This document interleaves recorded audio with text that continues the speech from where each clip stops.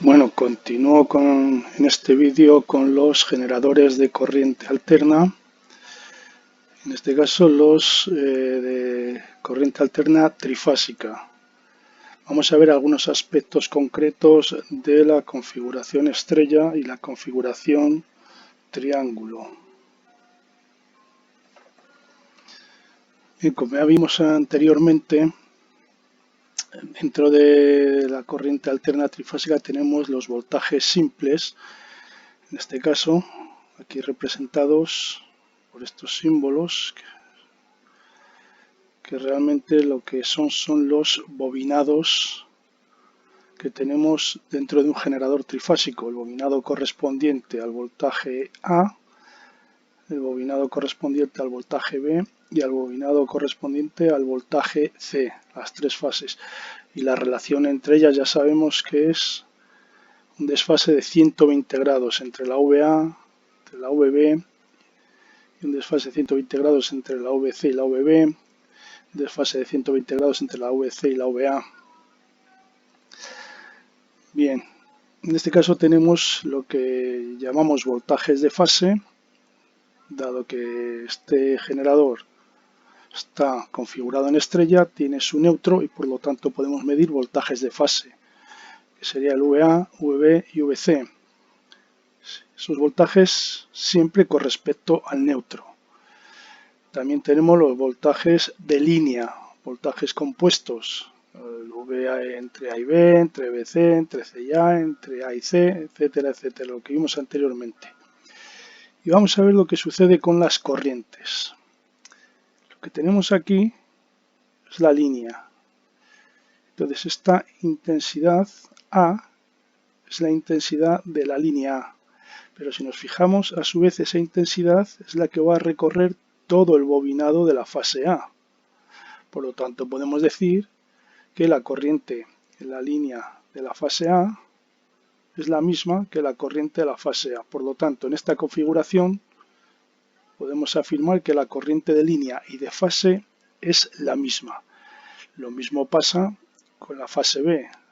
La intensidad que va por la línea de la fase B va a ser la misma intensidad que va a recorrer el bobinado de la fase B. Por lo tanto, podemos decir lo mismo, ¿no? Y lo mismo con la fase C.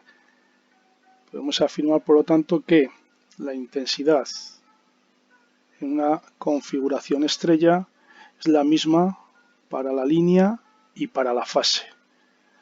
Para los voltajes, ya vimos en su momento la relación que había entre los voltajes de línea y los voltajes de fase.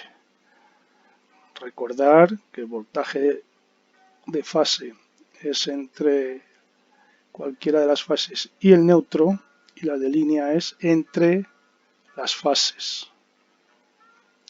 Entonces, como vimos, habíamos llegado a esta conclusión de que el voltaje de línea era la raíz de 3 veces el voltaje de fase y además tenía un desfase con respecto al voltaje simple. Si la secuencia era directa, es decir, A, B, C, iba adelantado 30 grados. Y si la secuencia era inversa, A, C, B, iba retrasado 30 grados.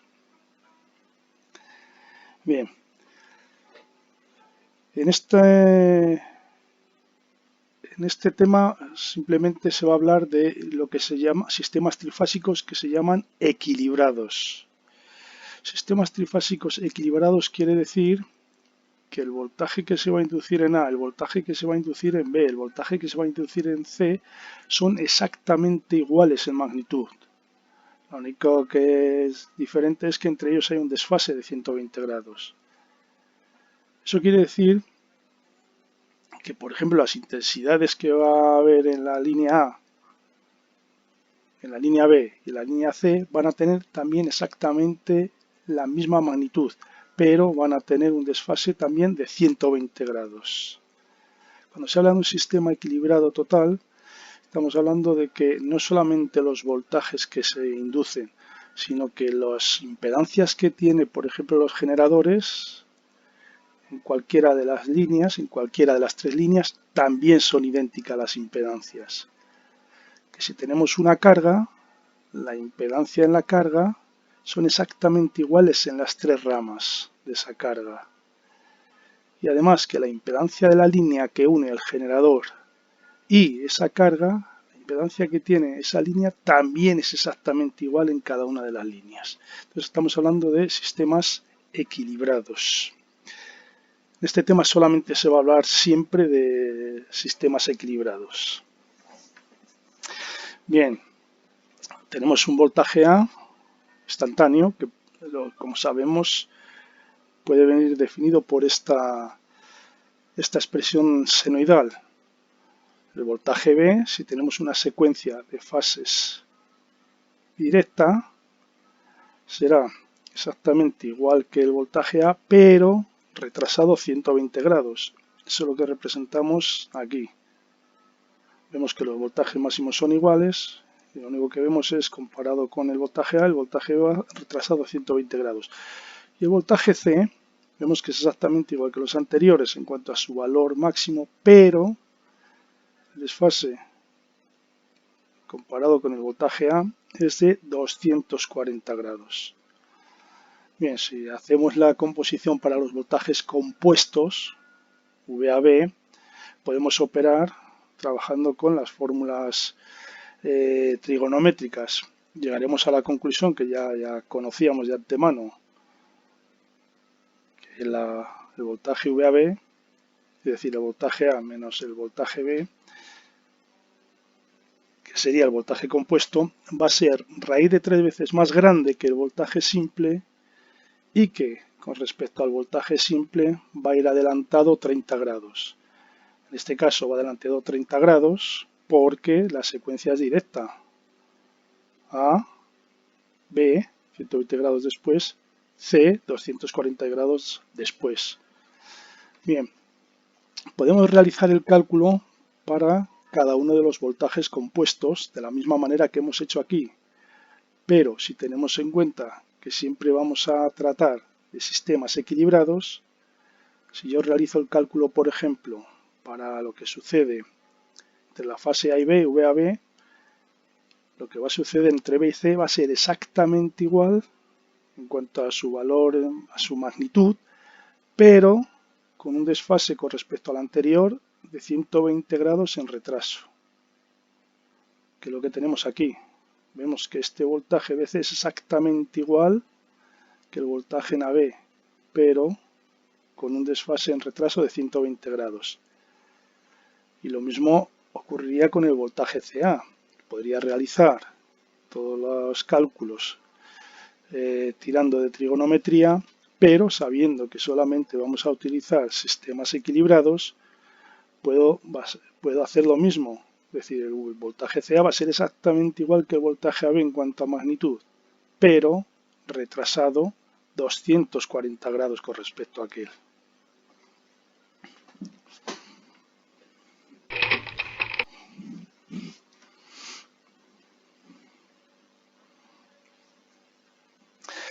Bien, vamos a ver qué particularidades encontramos en un sistema equilibrado en el cual el generador está configurado en estrella y la carga, que puede ser un motor, por ejemplo, está configurado en estrella también.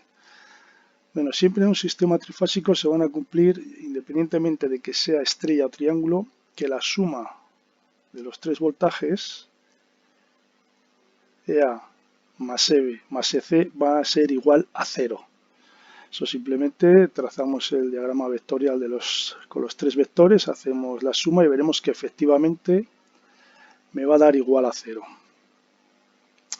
Por otro lado, también podemos aplicar en un sistema trifásico toda la teoría del circuito que conocemos. Teoría de Kirchhoff, por ejemplo, la ley de los nudos, perfectamente. Bueno, pues en un sistema equilibrado en el cual, como tenemos aquí, las impedancias de los generadores son exactamente iguales para las tres ramas. Los voltajes que se generan en cada rama del generador son exactamente iguales, teniendo en cuenta el desfase. En la carga, las impedancias de cada rama son exactamente iguales. Las impedancias que tenemos en la línea son exactamente iguales. Bueno, pues en este sistema van a ocurrir cosas que pueden parecer chocantes, pero que no lo son tanto, teniendo en cuenta que trabajamos con el sistema equilibrado. Lo primero, la corriente que va a circular por el neutro va a ser siempre nula. La intensidad por el neutro va a ser cero. Eso me permite afirmar que la diferencia de potencial que voy a tener entre el neutro del generador y el neutro de la carga va a ser igual a cero. No hay diferencia de potencial entre los dos neutros. Por lo tanto, efectivamente, la intensidad por el neutro es cero. Eso me permite, a la hora de determinar, por ejemplo, las corrientes por cada una de las ramas, teniendo en cuenta que entre este punto y este puede considerarse el mismo, utilizar fórmulas de la ley de Ohm, o sea, utilizar la fórmula de la ley de Ohm. O sea, en este caso estaríamos aplicando directamente la ley de Ohm para calcular la intensidad por la rama A, intensidad por la rama B e intensidad por la rama C. Repito, esto solo se puede hacer dado que tratamos con sistemas totalmente equilibrados.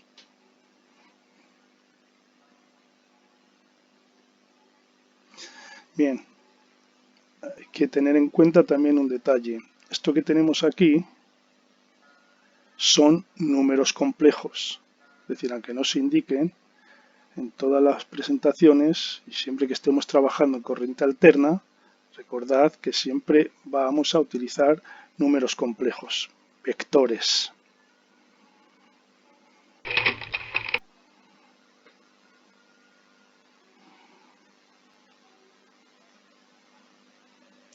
Bien, vamos a ver lo que sucede con la configuración triángulo. En la configuración triángulo vemos que ahora la intensidad que va por la línea ya va a ser diferente a la que va a ir por las fases. Démonos cuenta que la línea va a un punto en el cual confluyen otras dos ramas. Por lo tanto, en cada punto del triángulo van a confluir tres ramas. Entonces, para poder determinar ahora la intensidad, tendremos que recurrir a Kirchhoff, la ley de los nudos. Recordemos que en la configuración estrella, la intensidad de la línea y la intensidad de la fase eran la misma. En este caso, no. En este caso, lo que se va a cumplir es que la intensidad de la línea va a ser raíz de 3 veces más grande que la intensidad de fase. En este caso podemos ver que la intensidad de fase es la que hay entre dos puntos del triángulo, entre dos nudos del triángulo. La intensidad de esta fase, intensidad BA. La intensidad de esta fase, la intensidad AC. La intensidad de esta fase, la intensidad CB. Esto son intensidades de fase y lo que tenemos externamente en la línea del generador serían las intensidades de línea. Bueno, pues en el triángulo se cumple que las intensidades de línea son raíz de 3 veces más grandes que las intensidades de fase y a la vez van desfasadas 30 grados o menos 30 grados con respecto a esas intensidades de fase. Lo mismo que en el caso de la estrella con los voltajes, dependiendo de si la secuencia es directa o es inversa. Sin embargo, vamos a ver lo que ocurre con los voltajes. El voltaje que tengo entre esta fase A y esta fase B es un voltaje compuesto. Pero si me fijo, entre este punto y este punto, entre A y B, lo que tengo es una fase, un bobinado. Por lo tanto, puedo decir que el voltaje de línea en un triángulo es exactamente igual al voltaje de fase, esto que tengo aquí. Recordemos que en la estrella ocurre justamente lo contrario. Y en este caso, ¿cómo hacemos para determinar las intensidades que van a corresponder a las líneas, a las fases? Bueno, pues como he dicho anteriormente, tendremos que aplicar la primera ley de Kirchhoff, la ley de los nudos. Por ejemplo, yo cojo en el punto A y digo, vale, según el sentido que he dado a las intensidades, considero, por ejemplo, intensidades entrantes positivas e intensidades salientes negativas. Bien, la intensidad A, saliente, negativa. La intensidad AC, saliente, negativa. La otra intensidad que falta en el nudo A, que confluye en el nudo A, es la IBA. El sentido que yo he puesto es entrante, por lo tanto positiva. Y yo sé que esa suma me va a dar igual a 0 por la primera ley de Kirchhoff. De ahí ya puedo despejar la intensidad que va a ir por la línea A. Y lo mismo puedo hacer con los demás nudos. Por ejemplo, para el nudo C, intensidades que entran positivas, intensidades que salen negativas. Intensidad AC entra al nudo C, positiva. Intensidad AC, positiva. Del nudo C sale la IC, por lo tanto, intensidad IC negativa. Y del nudo C también sale la intensidad CB, por lo tanto, negativa. Eso lo igualo a 0 según la primera ley de Kirchhoff y de aquí despejo la intensidad C. Bueno, así está la manera de poder determinar las intensidades de línea en un triángulo a partir de las intensidades de fase. Y obtendremos el siempre socorrido diagrama vectorial, en este caso de intensidades.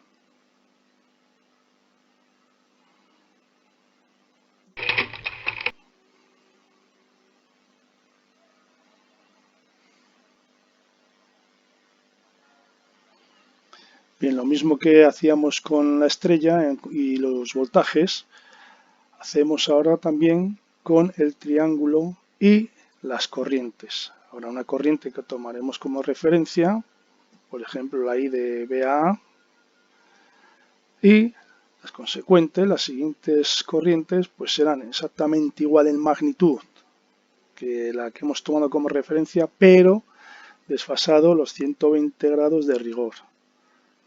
Eso, vuelvo a insistir, que va a ser siempre así mientras estemos con sistemas equilibrados, que va a ser durante todo este curso. Y lo mismo que antes, si yo quiero determinar la intensidad por la línea, lo puedo hacer trabajando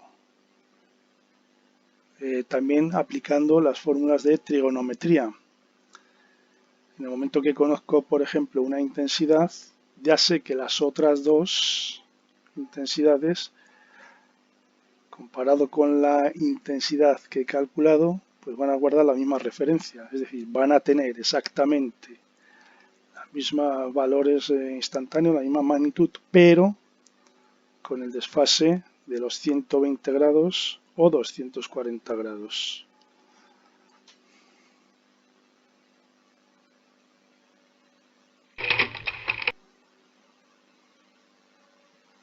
Bien, cuando el sistema que tenemos carga y generador es en triángulo, bueno, pues lo que tendremos que hacer es, siempre podemos recurrir a aplicar las leyes que conocemos de Kirchhoff, mallas y nudos. Entonces, lo haremos de formas separadas y si queremos, también con que lo hagamos en uno, va a ser suficiente ya para los dos. Si utilizamos el nudo A para determinar la intensidad A, con este sentido que hemos puesto a esa intensidad, ya sabemos que en la carga, si aquí me da un valor positivo, ya sé que en la carga ese valor me va a dar negativo. Y lo mismo me va a pasar con la intensidad B, si aquí me da un valor positivo, aquí me daría, como tome un valor negativo. Es decir, no necesito hacer cálculos por separado para poder determinar las intensidades de línea. Con que lo haga en uno de los lados, por ejemplo en el generador, me va a servir ya para el lado de la carga. Puede ser en este caso un motor. Luego más adelante realizaré un ejemplo numérico para que todas estas estas magnitudes y todos estos desfases y el trabajo con corrientes y trabajo con voltajes según sea la configuración estrella o triángulo quede más clara.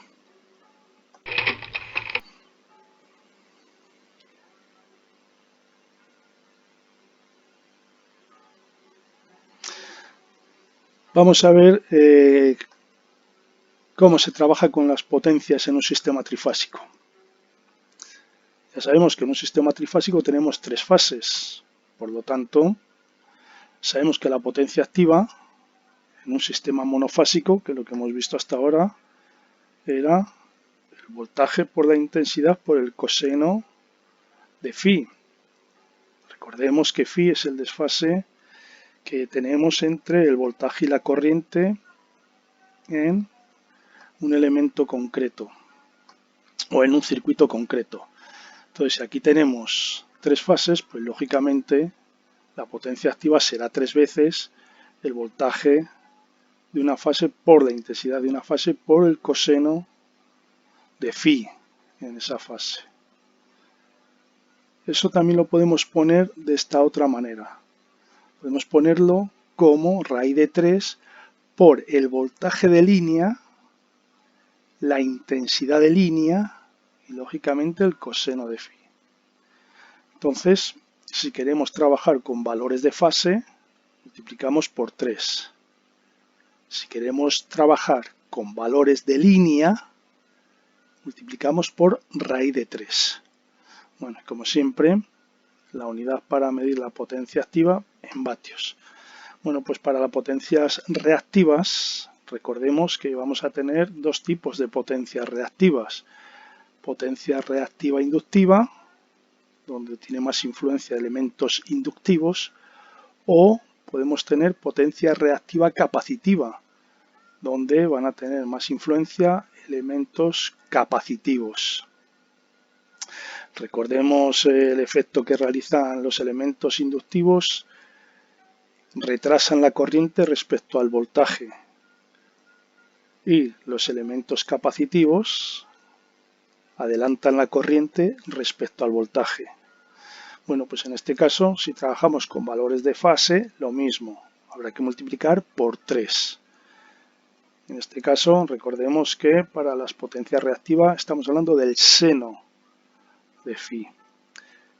Y si trabajamos con valores de línea, tendremos que multiplicar por raíz de 3. Sus unidades, como siempre, voltiamperios reactivos. Por último, tendremos otra potencia, que es la aparente o total. La potencia aparente o total, lo mismo si trabajamos con valores de fase, multiplicamos por 3, ya que son 3 fases las que entran en el juego. Y si trabajamos con valores de línea, multiplicamos por raíz de 3.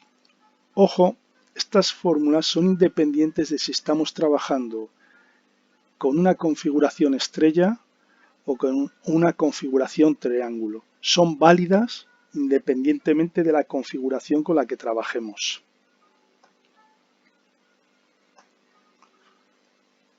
Bien, ya sabemos siempre cómo vamos a representar el triángulo de potencias. La potencia activa siempre la vamos a representar según el eje horizontal. Luego vamos a tener una potencia activa inductiva, que siempre representaremos, como hemos venido haciendo hasta ahora, hacia arriba. Esta sería reactiva inductiva, debido a elementos inductivos. Bueno, si solamente tenemos estas dos potencias, bueno, pues la suma de las dos potencias me daría la potencia aparente, con el factor de potencia correspondiente, o sea, con el phi, con el desfase entre la v y la i correspondiente, que sería phi, dándome un factor de potencia que, recordemos, es el coseno de este ángulo. Bien, si lo que tengo es una potencia reactiva capacitiva, debido a elementos capacitivos, la potencia reactiva capacitiva, como siempre, la vamos a representar hacia abajo. Entonces la suma de la potencia activa más la potencia reactiva capacitiva me dará como resultado la potencia total o aparente, con su correspondiente ángulo de desfase entre la V y la I, que será phi. En este caso, hacia abajo, la intensidad adelantará al voltaje y en este caso de aquí, la intensidad retrasará respecto al voltaje. En este caso el circuito será inductivo y en este caso el circuito será capacitivo.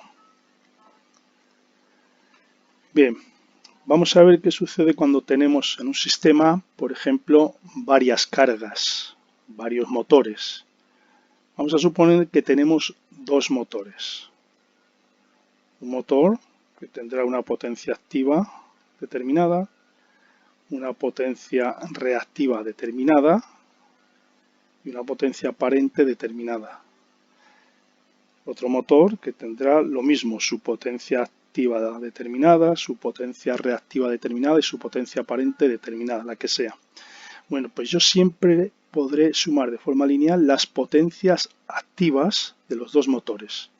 Es decir, una suma algebraica, dado que esas potencias siempre están en la misma dirección. ¿De acuerdo? Podré sumar esa potencia de un motor más la potencia de otro motor y eso me dará la potencia total que están consumiendo los dos motores. Potencia activa. Por otro lado, también podré sumar de forma lineal la potencia reactiva de esos dos motores, teniendo en cuenta que si las dos potencias tienen el mismo sentido o sentido contrario. Recordemos que la QL sentido hacia arriba, QC sentido hacia abajo. Entonces siempre podré realizar esta suma. ¿Que las dos son potencias inductivas? Bueno, pues lo que haré será la suma de esos dos valores. Que una es potencia reactiva inductiva y la otra es potencia reactiva capacitiva. Bueno, pues en ese caso realizaré la resta. Bien, una vez que tengo la potencia activa por un lado y la potencia reactiva por otro lado, podré obtener la potencia aparente. La potencia aparente la podría obtener como suma vectorial de la potencia activa y de la potencia reactiva resultante.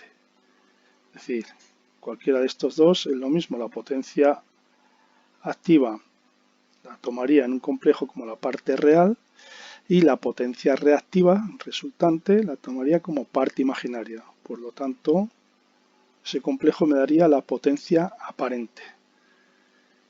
Lo que no puedo hacer es sumar de forma lineal las potencias aparentes. ¿Por qué? Porque este motor tendrá un factor de potencia determinado. Desfasará un phi determinado, la V y la I. Este motor tendrá otro factor de potencia determinado.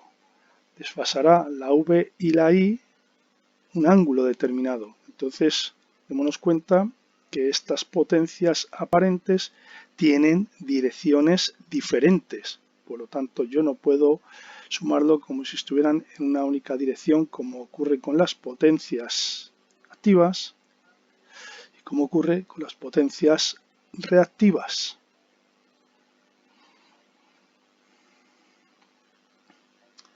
Bien, vamos a ver un ejemplo ahora de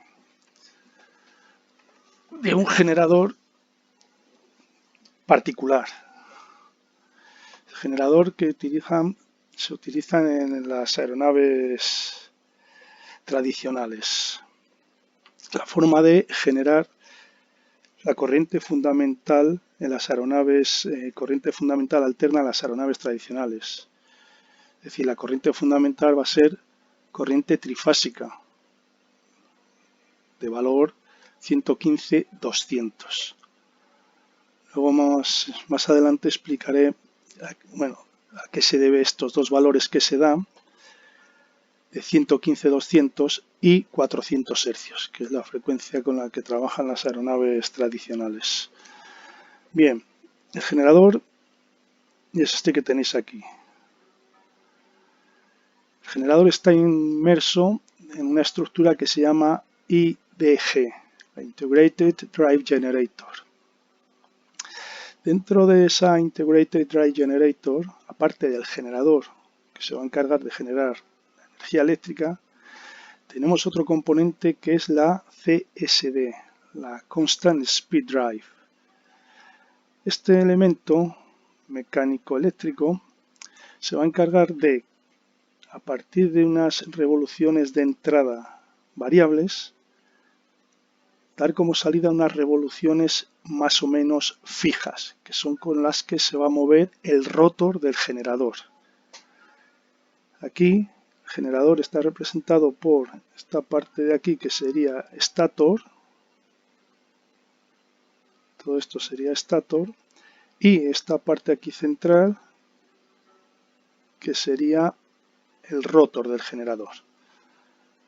Bien, una vez que se han conseguido unas revoluciones más o menos fijas, recordemos que la frecuencia que tiene que generar son 400 hercios y recordemos que un generador que es síncrono, hay una relación directa entre la velocidad del rotor y la frecuencia. Por lo tanto, necesitamos una velocidad en revoluciones fija para obtener una frecuencia fija. Bien, ¿cómo funciona el generador? Bueno, cuando el rotor gira, tenemos un imán permanente, Permanent Magnet Generator, que va a inducir en el stator una pequeña fuerza electromotriz. Bueno, esa pequeña fuerza electromotriz va a ir a una unidad muy importante que es la Generator Control Unit. La Generator Control Unit, entre otras cosas, lo que se va a encargar es de monitorizar la salida que va a dar el generador. Comprobar que el voltaje está dentro de tolerancia, comprobar que no hay sobrecorriente, comprobar que no hay baja corriente, comprobar que la secuencia de fases es la que corresponde, etcétera, etcétera. Y entre otras cosas lo que va a hacer es encargarse de que el voltaje sea el requerido, es decir, los 115, 200 voltios. Para ello, a partir de la fuerza electromotriz inducida en el Permanent Magnet Generator, la Generator Control Unit va a devolver a un bobinado del stator una corriente que va a generar un campo de excitación. Ese campo de excitación va a inducir dentro del rotor, en un sistema trifásico, una fuerza electromotriz. Recordemos que todo esto está girando, que tenemos un campo determinado, va a inducir en un bobinado trifásico que tenemos en el rotor una fuerza electromotriz. Esa fuerza electromotriz que se induce en el bobinado trifásico se rectifica dentro del propio rotor para obtener un positivo y un negativo, es decir, para obtener unos polos magnéticos fijos norte-sur, pero que están girando dentro de ese generador, dentro del rotor. Por lo tanto, lo que tenemos aquí es un campo principal giratorio. Y ese campo principal giratorio lo que va a hacer va a ser inducir en el generador principal, unos bobinados trifásicos que tenemos en el stator, generar las fuerzas electromotrices de la fase A, la fase B, la fase C.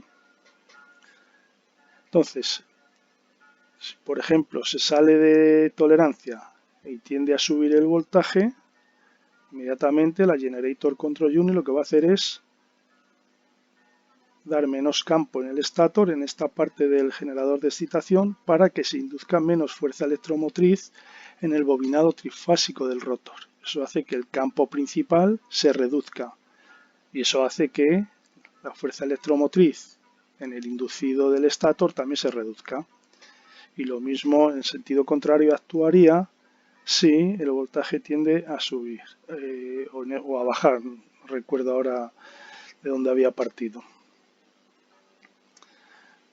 Bien, como vemos, este generador no tiene escobillas. Un aspecto muy importante, sobre todo cuando una máquina rotativa tiene que trabajar en altura. Cuando la presión es baja, en las escobillas tiende a haber un chisporroteo mucho más acentuado.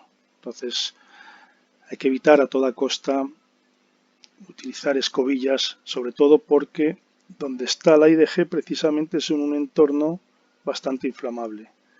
Esto que tenemos aquí verde correspondería a la IDG, en la parte inferior del motor de la aeronave.